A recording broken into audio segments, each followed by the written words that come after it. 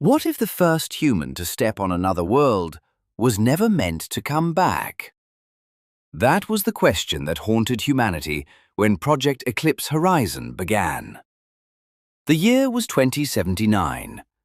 Earth was overcrowded, unstable, and slowly collapsing under its own progress. Humanity had no choice left but to look outward, beyond Mars, beyond the solar system, beyond everything it had ever known. And that's when they found it. A planet. Kepler 186f, later named Nyx Prime. A world similar to Earth, but completely silent.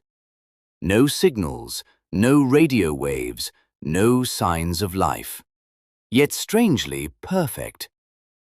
Commander Ethan Cole was chosen for the mission, not because he was the best pilot, but because he had nothing left to lose. Before launch, Dr. Mira Vance said to him, "If you go beyond the heliopause, Earth will still exist, but not for you in the same way again." Ethan replied calmly, "Then I guess I'm not going there to return." The spacecraft Odyssey 9 launched at 4:33 UTC.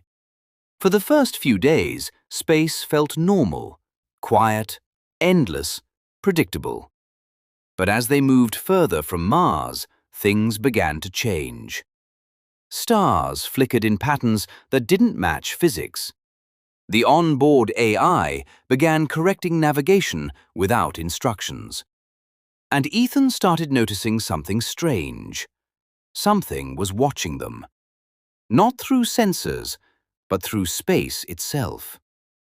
At the edge of the solar system, they crossed the heliopause. Everything went silent.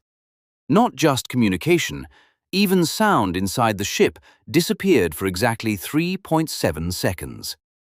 Ethan froze. Then he heard it. A voice inside his mind. From that moment, the journey was no longer just exploration. It became something else, something unknown, something intelligent. Days turned into months.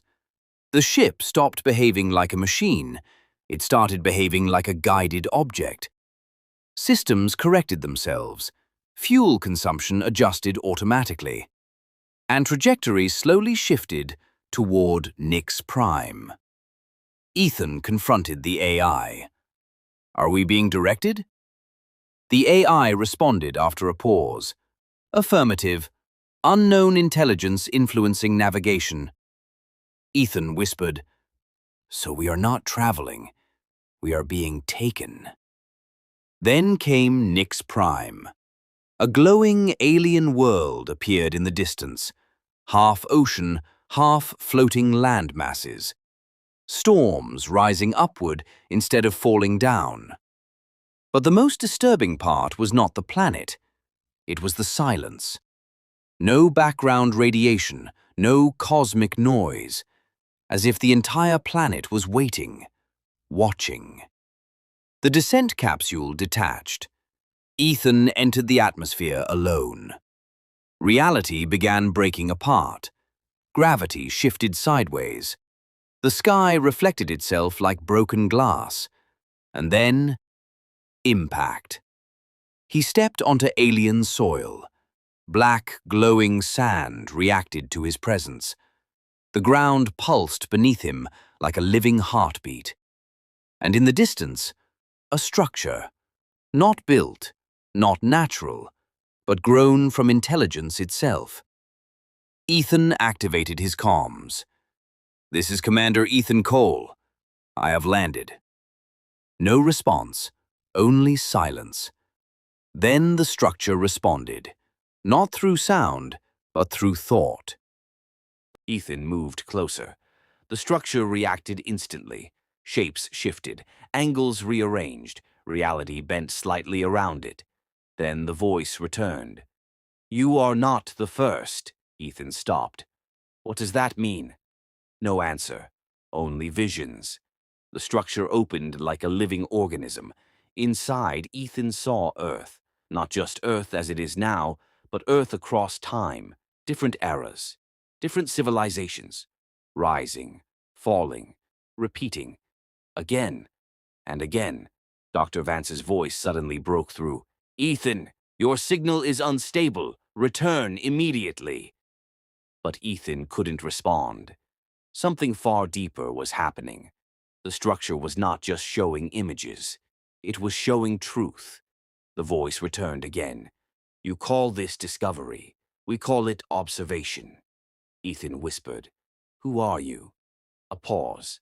Then, we are the ones who remain when civilizations end. The vision expanded. Ethan saw galaxies like pages of a book, each one containing worlds like Earth, each one repeating the same pattern: growth, conflict, collapse, reset. Ethan fell to his knees. His suit alarms screamed, but he couldn't hear them anymore. Only the voice remained, final and clear. Humanity is not the first. It is not the last. It is part of a cycle. Back on Earth, Odyssey 9 stopped transmitting completely. No signal, no debris, no explanation. Just disappearance. Dr. Vance watched the silence. Then one final image arrived. From Ethan's helmet. But it wasn't Nyx Prime. It was Earth, being observed from above and somewhere deep in the universe. The structure on Nyx Prime closed again.